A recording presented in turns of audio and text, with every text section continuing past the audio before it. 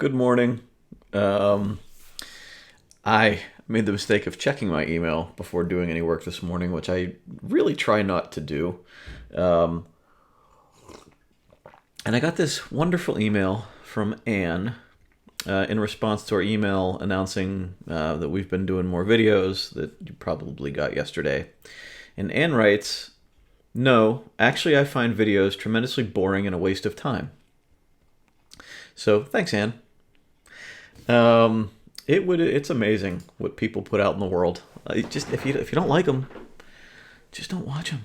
It's okay. Really, it's okay. If you find them boring, I had a guy last year um, send a note, like literally wrote out a note that he finds the uh, videos boring as shit. Hey, I'm doing what I can. You like them or you don't, whatever. Anyway, so good morning. I hope your morning's going well. I think this all goes back to the point of like, you just got to do what you can do, and the people that like it are going to gravitate toward it, and the people that don't like it are going to move away.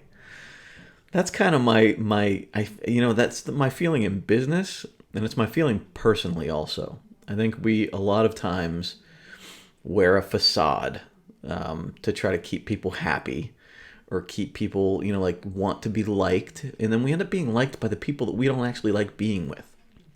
So being authentic to who you are and being the person that you most want to be, it might turn off the people that you've made friends with or you have existing relationships with. And it might even take time to attract the people that like the authentic you. But the relationships will probably be a lot more worthwhile in the end. That doesn't mean that there's no room for improvement, right? I think people confuse being yourself with being, uh, you know, there's always room to improve. I don't know how to explain this properly. This was kind of an off the cuff conversation, real quick, because of that email. You don't have to be like, if you find that being authentically you also have to look at what parts of you might be actually pushing away the people that you most want to be with. I guess that's kind of what I'm saying. There's again, in parts of life, there's a lot of gray area. But what I did want to say for today, my topic for today is looking at the comments we got on the "What Makes You Special" video yesterday, right? So, you get like you see these video or these comments about people saying, they've been through their own struggles, and listening to other people going through struggles is important to them, and understanding and being empathetic. That's awesome, and I think that's how we can be empathetic with somebody else. A lot of times it's because we can see just a fraction of their perspective, either through our own experience or just taking time to listen to what they have to say. So I really respect that. It's a skill that I've had to learn over the years because I was not empathetic at all. I had no ability to see different perspectives. And I think that might be something that's common, given how people seem to interact right now. And then there's also the sense of like not knowing like what makes you special. And that's that exploration for me. That's kind of what this whole process did for me, in that I didn't really know what was special about me either. I didn't even know what I loved about myself. I knew what I didn't like about myself. That was all easy to pick out, right? But I couldn't figure out what I liked about myself, and that caused me to be uncomfortable with other people. And I think as I've gone through this experience and that's kind of where the journaling comes in, right? It's where you try something, you realize, nah, I didn't like it, but then when you journal it, it forces you to explore it just a little bit more. Why didn't I like it? And you think about it just a little bit harder for you to write it down on that piece of paper. But then when you do like something, there's a clear distinction in the way you write about it. And writing it down helps you think that process through a little bit more, and you begin to gravitate towards the things you do like and the things you don't like about yourself or about the world around you. So I think it's an important experience. Journaling is especially for guys, like, people don't want to do it. It's hard. I don't even enjoy it really. I mean, if I just look at it like journaling, then it's really boring. But when you look at it from an activity of value that can give you some benefit, and that it helps you explore yourself, and you could be happier if you spend your time doing that for 10 minutes a day. You see, when you see the value and the purpose behind it, you tend to be more motivated to do it. But I think journaling is probably the one part of our process that most people skip over, but it's really important. And I skip over it too sometimes, and I did a lot in the past. But I think it's very important. Now, here is the one thing that I want to challenge you to do, because I've seen these posts for years, and it's a little perspective switch. But someone wrote, "I try to be open-minded and encouraging with others." Now, the word "try" is one that makes me stand up and say, what are we leaving? What are we leaving there? Like, what's the space we're leaving there? And I know the person that wrote this, and I know you do more than try, right? I have enough experience with you to know that you do, right? But there's a big difference and it's how we talk to ourselves, and that's what our video is going to be about at 3:00 today. How we talk to ourselves is incredibly important. And when we say something like "try," we're leaving almost the expectation of not being able to fulfill that. So when we say, "I am encouraging," "I am open-minded," we're taking ownership of that. So with me, my affirmations in the beginning of my book are all "I am" statements. Even if I know, it's not being dishonest with myself. I know I am not 100% open-minded. But the difference between trying to be open-minded and am open-minded is that I can try and quickly dismiss being open-minded in a situation. But when I take ownership of it, when I say "I am open-minded," then I, in every situation, can think, if that's top of mind, if I read my affirmation today, my affirmation said "I am open-minded," then in a situation where I tend to be close-minded, I can have that top of mind. Even if it's not like an active thought, it's going to be somewhere in there. And I'm going to be a little bit more inclined to be an open-minded person in a situation than I wouldn't normally be. And if I could say, try just softens it too much. And I think it leaves too much room it leaves too much wiggle room, right? But when you say "I am," it's a commitment. I am this person. And then even if I'm not open-minded in a situation, and I'm feeling like, man, I didn't handle that right. What's wrong? I didn't handle it the way I wanted to. I am open-minded, right? I am. But why wasn't I there? And I can explore that, right? And I can journal that if you want to journal it, right? But I think there's a big difference. It's a small change in the way we talk to ourselves, but it's a big difference in how we handle it from that point forward.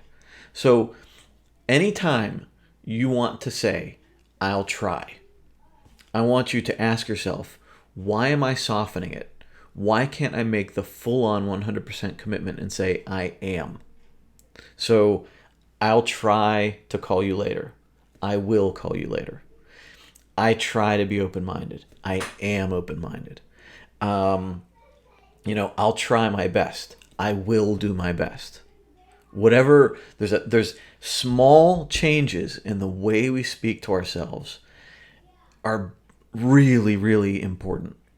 So I want you to try, everybody watching this, I want you to try that today. Change "I'll try" to "I will" or "I am," and see how that affects your day. Going through the rest of this, Kathy, with the raising over $400,000 in 20 years.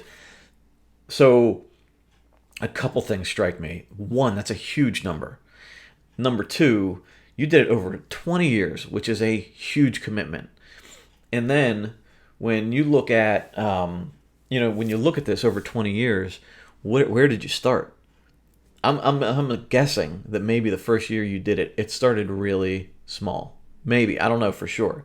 But I know, in all of what we do, when the result isn't as dramatic as we want, we tend to feel down or bad about ourselves. But then, you look at this over 20 years, $400,000 is a huge difference.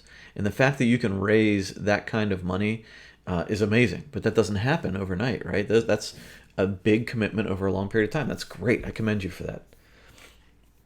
Robin, yeah, the coronavirus. Oh my God, I was reading about it again this morning. I need to stay away from the news and take my own advice and stay away from the news. I'm just trying to make sure that, they're still saying the flu is worse than this thing. So, I'm trying to keep my head about it. I am a dreamer. See, Sheila, I love it. I love it. I am a dreamer. I don't give up. That's commitment. That's it. That's it.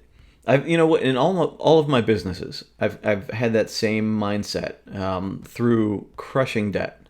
I mean, ridiculous. And through adversity, through, when our baby was stillborn, like all of those experiences, I had it's that concept of burning the ships at the shore. You have nowhere else to go but forward. If you look at things that way, like there's no going back. So in my business, when we had the worst times possible, I always said to myself, I have no choice.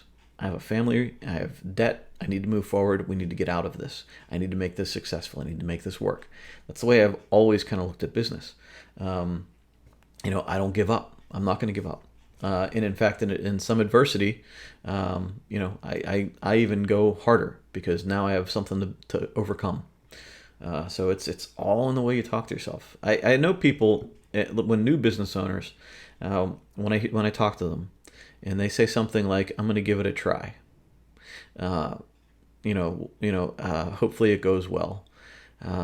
There's already way too much doubt there, and doubts are realistic. Doubts are realistic. Everybody has doubt. I've had doubt. What if this doesn't work? But there was also a commitment that went alongside with it. I will make it work. Yeah. Katie, I'm told I'm an encourager, which is one of my affirmations. I speak life to everyone I meet. I like that. And that's kind of where I've been for the past few years, I guess. I've been told that I can do certain things well, but I didn't quite understand how or why or what. I'm just kind of exploring it and trying to figure it out. And again, some people like what I have to do. Other people find it really boring. Yeah. All right, listen. So today we're going to have our longer session, our live session at 3:00 on my page, the Nick Boris page. You should have an email about it in your email. If not, I will post a link in the comments to this video so that you can get to it. I'm going to start it at 2:50. And we'll have 10 minutes, let people hop on, say hello, all that good stuff. And then we'll start the official recording of it for the podcast at 3:00. And I'm assuming it'll be about a half an hour, 45 minutes long, maybe longer, depending on how much conversation we have. But today's topic is going to be about the story we're living ourselves. We're going to talk about how it has related to larger individuals in our lives. Kobe Bryant is going to be one that I talk about gently, but also relate it back to just smaller things that have happened in my life and in the people's lives around me. But how we tend to get boxed in by the story that we tell ourselves, and boxed in by the identities that we allow other people to place upon us. And I think you probably know what I'm talking about, because we all seem to feel at some point that we can't do or be who we really want to be based on the judgments of others or even the judgments of ourselves. So I want to talk about that today, and I think it'll be pretty good. I think it'll be really good. So join me today at 2:50 Eastern Time on the Nick Boris Facebook page. And it'll be available later on YouTube, and it'll be available on the podcast, I believe, tonight or tomorrow morning. But for the most part, that's all I have for this morning. Have a great morning, and I'll see you later on this afternoon. All right, bye.